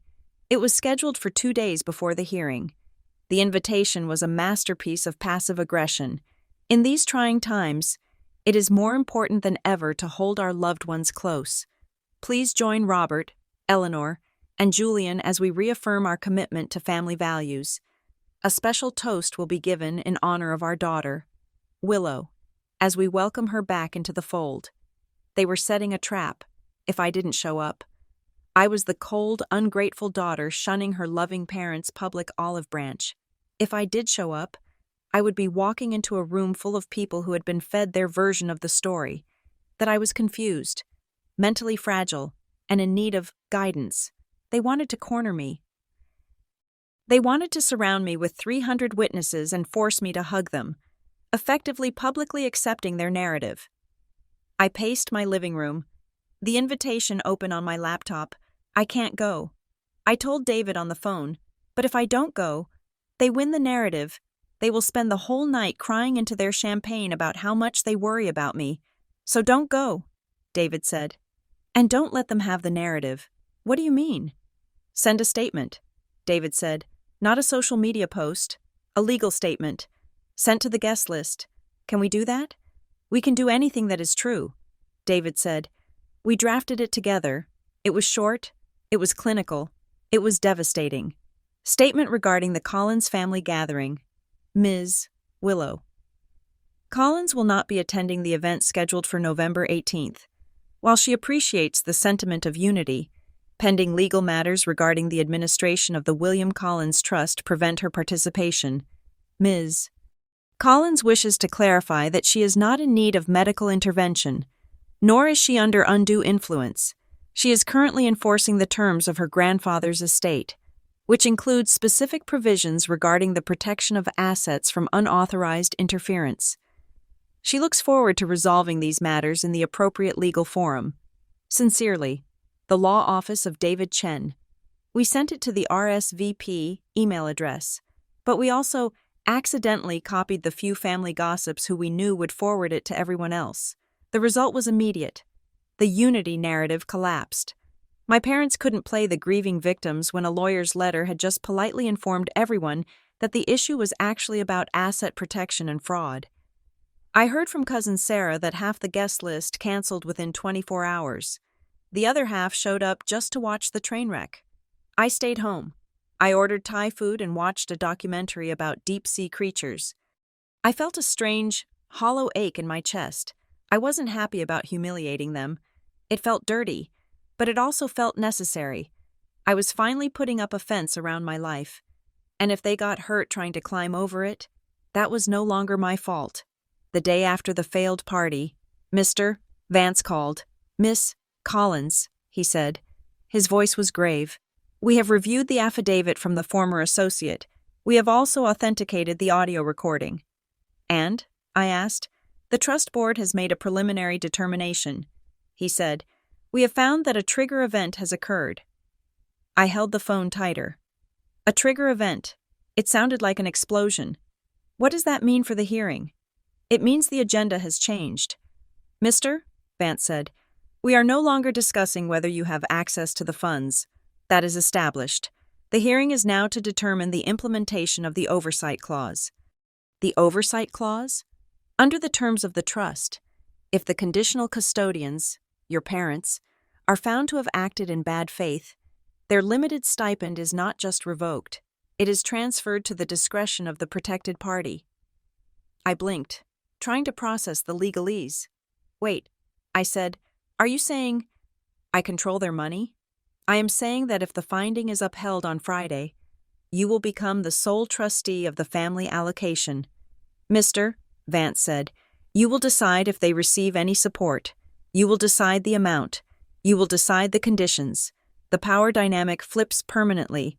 You become, in essence, their guardian." I ended the call and sat in silence. Guardian. The irony was so sharp it cut. They had hired a guardian to watch me because they viewed me as a liability. Now, the roles were reversing. I would be the one holding the purse strings. I would be the one deciding if they deserved a monthly allowance. I didn't want it. I didn't want to be their parent. I didn't want to hold their livelihood in my hands. I wanted to be free of them, not entangled with them in a permanent power struggle. I felt a wave of nausea. This was what revenge felt like? It didn't feel like victory. It felt like holding a live grenade. I called Dr. Evans. I needed an emergency session. I don't want to punish them. I told her, pacing her small office, "I just want to be safe, but if I control their money, I am tied to them forever. And if you walk away?" she asked. "If I walk away, they get nothing. The trust says if I don't allocate it, it goes to the foundation.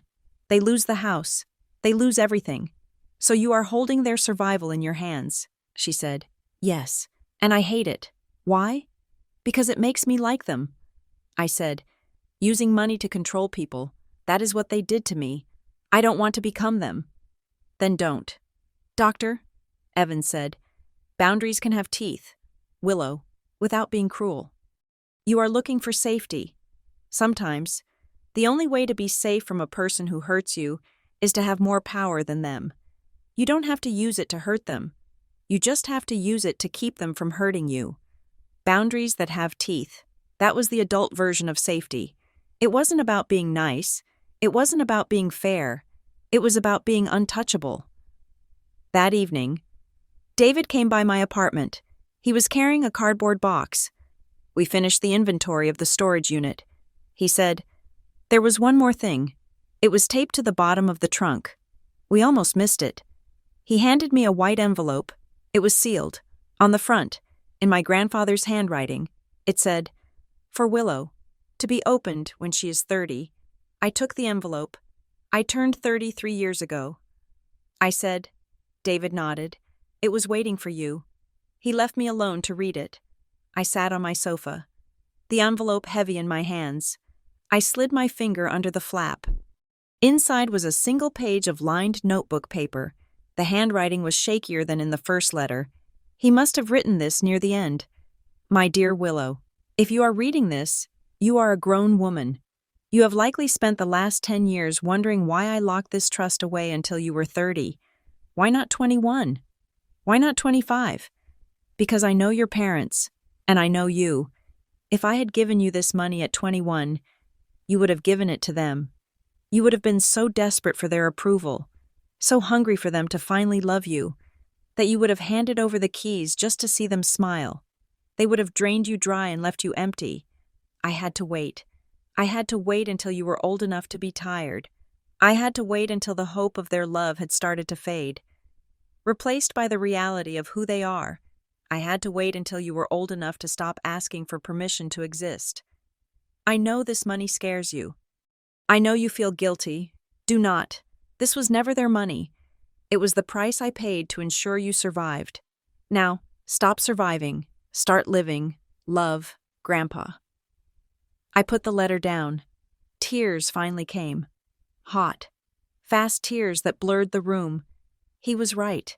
If I had gotten this money at 21, I would have paid off their mortgage. I would have bought Julian a car. I would have tried to buy my way into the family photo. I had to be broken first. I had to be used up and discarded before I could understand the value of the shield he had given me. Stop asking for permission. I looked at the clock. It was 9 in the evening. The hearing was at 10 the next morning. I wasn't asking for permission anymore. The night before the hearing. I couldn't sleep. I lay in bed, watching the shadows of the streetlights move across my ceiling. I felt a profound, heavy grief settling in my chest. It wasn't fear of the legal battle. I knew we would win. It was the grief of finality. Tomorrow, when I walked into that room, I would be severing the last thread. There would be no going back. There would be no more small family dinners. There would be no more pretending. I was about to orphan myself. I thought about my father teaching me to ride a bike, one of the few good memories. I remembered him letting go of the seat, shouting for me to pedal. I thought about my mother brushing my hair before prom, telling me I looked pretty, even if she added, "But stand up straight" a second later. I mourned those moments. I mourned the parents they could have been. I mourned the parents I had invented in my head to survive the lonely nights. But then I remembered the recording. We didn't want you. You were the ransom. I remembered the missing photos. I remembered the waiver they tried to trick me into signing. I closed my eyes and let the grief wash over me, acknowledging it, feeling it, and then, slowly, letting it drain away. I woke up at 6 in the morning. The sky was gray and steel hard. I showered. I brushed my teeth. I stood in front of my closet. I chose my outfit carefully. I didn't want to look like a lawyer. And I didn't want to look like the daughter they knew, the one in sensible, unobtrusive cardigans. I chose a black dress, structured, sharp, high-necked. It looked like armor. I put on a blazer that was tailored to within an inch of its life. I put on gold earrings, small, hard knots of metal. I did my makeup. I put on red lipstick, something my mother always said was too aggressive for my face. I looked at myself in the full-length mirror. The woman staring back at me didn't look like a victim. She didn't look like a confused girl.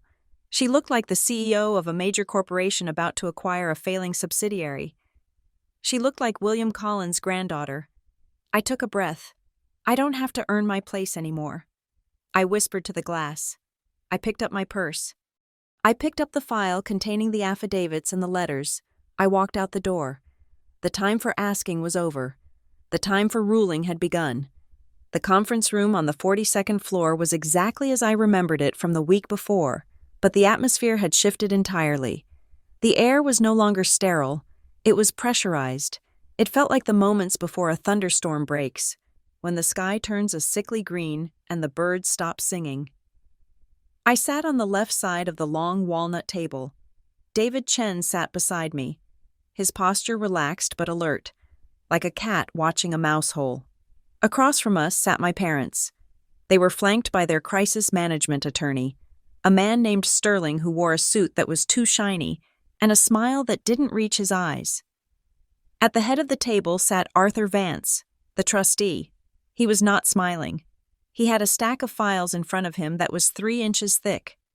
To his right sat a court reporter, her fingers hovering over a stenography machine, ready to capture every syllable of the destruction that was about to unfold. My parents looked terrible. My mother, usually the picture of Lake Forest elegance, had clearly tried to dress for sympathy. She wore a soft, pale cardigan and minimal makeup, aiming for frail matriarch. My father just looked angry. His face was a map of broken capillaries, and he kept tapping his gold pen against the table, a frantic, metallic rhythm that betrayed his composure. Mr. Vance cleared his throat. The sound was like a gavel striking wood. We are here to conduct the final compliance review of the William Collins Irrevocable Trust, he said. His voice was devoid of warmth. This meeting is being recorded for the record. He opened the first file. We have received a motion from the primary beneficiary, Ms. Willow Collins, alleging material breach of the non-interference clause, coercion, and attempted fraud. Objection, Sterling said smoothly. These are characterizations, not facts. My clients were merely— Mr. Vance cut him off. He didn't raise his voice. He just projected it with the weight of 50 years of legal authority. This is not a trial, Mr. Sterling. This is an administrative review, and the evidence is not theoretical, Mr. Vance signaled to his assistant. She pressed a button on a laptop connected to the room's speaker system. The audio recording from the restaurant began to play. The sound quality was crystal clear. My father's voice filled the room, magnified by the speakers. You weren't a daughter, Willow. You were the ransom payment we had to keep to get our allowance. I watched my parents. My mother flinched as if she had been slapped. My father stared at the table, his jaw working furiously. The recording continued. We didn't want a child. We wanted to travel. We wanted our lives. Mr. Vance let it play to the end. He let the silence that followed hang in the air for a full 10 seconds. It was a suffocating silence. He then picked up a document. We also have the affidavit from the former associate at Sterling and Halloway, confirming the suppression of the guardianship records, and we have the loan application submitted to First Chicago Bank 3 weeks ago, in which Robert and Eleanor Collins listed trust assets they do not own as collateral for a personal bridge loan. He slid the loan application across the table. This is bank fraud. Mr. Vance said simply. My father finally spoke. He didn't look at the paper. He looked at me. Willow, he said. His voice was shaking, vibrating with a mix of rage and desperation. Are you really going to do this? Are you going to sit there and let them paint us as criminals? I looked at him. I felt a strange detachment, as if I were watching him through a thick pane of glass. I am not painting you as anything. Dad, I said, I am just playing the tape. But you don't understand. My mother burst out. She reached across the table, her hand trembling. We were under so much pressure. The market crashed. The business had debts. We were trying to hold it all together for you, for the family name. She looked at Mr. Vance, tears welling in her eyes. It was a performance I had seen 1,000 times. It was the I am just a mother trying her best routine that had gotten her out of speeding tickets and social faux pas for decades. We sacrificed our entire lives, she sobbed. We gave up our freedom to raise her.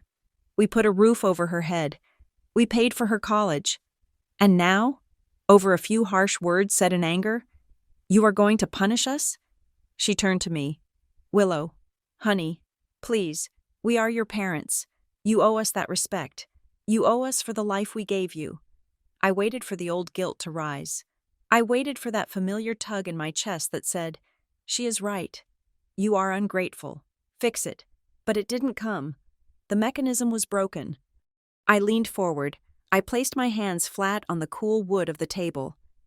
You didn't pay for my college, I said. My voice was calm, low, steady. I saw the ledger. Mom, the trust paid for my college. The trust paid for my braces. The trust paid for the clothes on my back. I looked at my father. And you didn't sacrifice your freedom. You sold it. You entered into a contract with Grandpa William.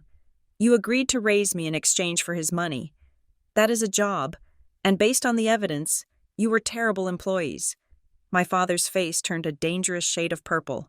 You ungrateful little— Mr. Vance slammed a hand on the table. Enough! The room froze. Mr. Vance adjusted his glasses. He looked at my parents with an expression of profound disappointment. Let us clarify the standing of the parties, he said. He turned a page in the binder. For 30 years, you have operated under the assumption that you were the rightful heirs to the Collins fortune, and that Willow was merely a dependent. You believed that once the trust vested, you would naturally assume control. He looked at them over his glasses. That assumption was false. He spun the binder around so they could read the highlighted text. The language of the trust is explicit. Willow Collins is the primary beneficiary by intent and design. Her interest is absolute. He pointed to a second paragraph. Robert and Eleanor Collins are designated as conditional beneficiaries. Your interest was never guaranteed. It was a revocable privilege, contingent upon your adherence to the non-interference and good faith clauses. He looked up. By attempting to coerce the primary beneficiary, by attempting to leverage trust assets fraudulently, and by concealing the nature of the guardianship, you have violated the core conditions of your standing. My mother stopped crying. She stared at the binder as if it were a bomb. What does that mean? She whispered. It means the real family claim you have been making is legally void. Mr. Vance said, you are not the heirs. You never were. You were the caretakers. And you have been fired. The word hung in the air. Fired. Mr. Vance turned to me. Mrs. Collins, due to the verified interference, the protective trigger clause has been activated. He opened a new folder. Effective immediately. The discretionary stipend that has been paid to your parents for the last 25 years is suspended. They no longer have any claim to a monthly allowance. They no longer have any claim to the properties held by the trust, including the residence in Lake Forest and the condominium in Boca Raton. My father stood up. His chair scraped violently against the floor. You cannot do that, he shouted. That is our home. We have lived there for 30 years. It is the trust's home. Mr. Vance corrected him calmly. You were guests. My father looked wild. He looked at Sterling, his lawyer. Do something. Sterling cleared his throat, looking uncomfortable. If the deed is held by the trust, Robert, and if the occupancy was conditional, you are useless, my father spat. He turned back to me. Willow, he pleaded. The anger was gone, replaced by a terrified panic. You cannot let them kick us out. Where will we go? We have no savings. We spent everything keeping up the image. I looked at him. I saw the truth of it. They were destitute. They were two 60-year-old people with no skills, no assets, and a mountain of debt. Standing on the edge of a cliff they had built themselves. Mr. Vance held up a hand. There is one final matter, he said. He reached into his briefcase and pulled out a sealed envelope. It was identical to the one I had opened in the storage unit. William Collins anticipated this moment. Mr. Vance said. He knew that if the trigger event occurred, Willow would be left with a difficult decision. He did not want to burden the trustee with the moral weight of your fate. He wanted Willow to decide. He handed the envelope to me. Inside this document is a final instruction page. It grants you, Willow, the sole authority to determine the future of the conditional beneficiaries. I took the envelope. It felt heavy, like it contained lead instead of paper. I opened it. There was a single sheet of paper with 2 boxes. Option A, total severance. The conditional beneficiaries are permanently removed from the trust. All support ceases. They are evicted from trust properties. The funds allocated for their potential support are immediately redirected to the North Star Foundation for Foster Care Support. Option B, controlled stewardship. The conditional beneficiaries are placed under the direct financial guardianship of the primary beneficiary. Support is reinstated, but subject to strict oversight, direct vendor payments, and behavioral clauses determined solely by the primary beneficiary. I stared at the paper. It was a binary choice. I could destroy them. I could check option A, and by tomorrow morning, the locks would be changed. They would be on the street. It would be justice. It would be exactly what they deserved. They had treated me as a transaction. I could treat them as a liability to be liquidated, or I could save them. But saving them meant keeping them. It meant remaining tethered to the people who had hurt me. I looked up. The room was silent. Everyone was watching me. My parents were staring at me with a hunger that made me sick. They weren't looking at their daughter. They were looking at their judge. I realized then what Grandpa William had done.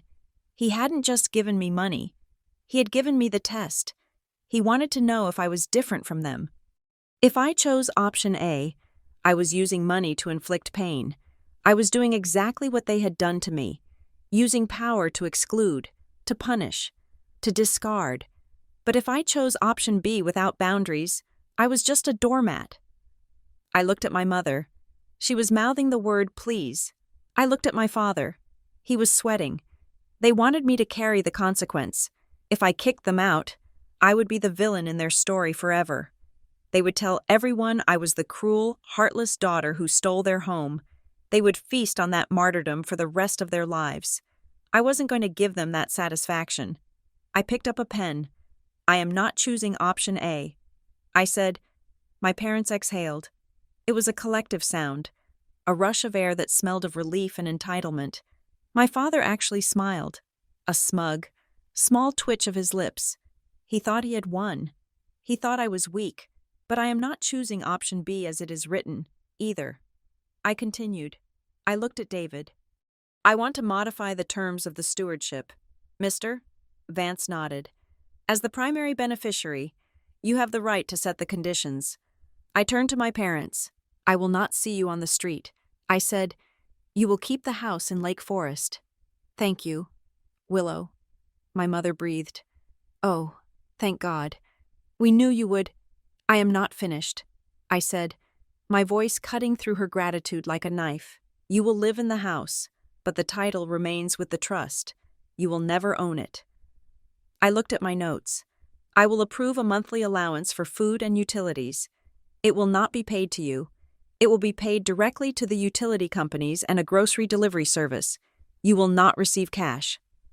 My father's smile vanished. No cash? But the club dues? The car payments? The cars are leased, I said. The leases will be terminated.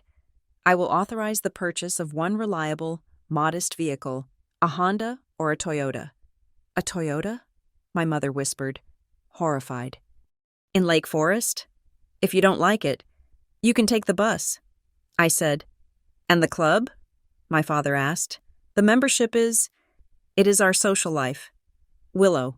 The club membership is canceled effective today, I said. You cannot afford it. This is humiliation, my father shouted. You are treating us like children. No, I said. I am treating you like dependents. That is what you are. You have no money. You have no assets. You have lived as children your whole lives. Spending money you didn't earn. Now you get an allowance. I looked at Mr. Vance. Furthermore, I said, I am instituting a strict no-contact order. No contact? My mother asked. But we are family. We are not family. I said, we are parties to a contract. You will not call me. You will not text me. You will not email me. You will not post about me on social media. If you want to communicate, you will send a letter to Mr. Vance's office. And if we do contact you, my father challenged, I looked him dead in the eye. Then the trigger clause reactivates. One phone call, one guilt-tripping text, one passive-aggressive Facebook post, and the funding stops. The house gets sold. The money goes to the North Star Foundation. And you are on your own. I leaned back in my chair. Those are the terms. Take it or leave it. The room was silent. My parents looked at each other. They looked at the lavish lifestyle they were about to lose. They looked at the humiliation of driving a Toyota and buying their own groceries. But mostly, they looked at the fact that they had lost their power. They couldn't hurt me anymore. They couldn't ignore me. They were now eating from my hand, and they hated the taste of it. We accept. My father whispered. He sounded like a ghost. Good, I said. I signed the document. Willow Collins, trustee. I stood up. Mr. Vance, please handle the paperwork. David, are we done? We are done, David said, closing his briefcase. I turned to leave. You will regret this, my father hissed. It was a low, snake-like sound. You will be all alone. Willow, you will have all that money and no one to share it with. I stopped at the door. I turned back. I looked at them. Two small, bitter people sitting in a room that was too big for them. I am not alone. Dad, I said, I have myself, and for the first time in my life, I actually like the company. I walked out. I didn't storm out. I didn't slam the door. I just walked. I walked through the lobby, past the receptionist, and into the elevator. When the doors closed, leaving me in the quiet. Silver box. I didn't collapse. I didn't cry. I checked my reflection in the mirrored wall. My lipstick was still perfect. My armor held. The elevator descended. 40 floors, 30 floors, 20. I thought about the future. It was a blank slate. I could go anywhere. I could do anything. I could buy a telescope and look at the stars. I could fund a scholarship. I could learn to sail. Not because I had to, but because I wanted to. I had lost my parents. Yes, but I had found the person they had tried to hide. The elevator pinged as it hit the lobby. The doors slid open. The sun was shining outside. The rain had finally stopped.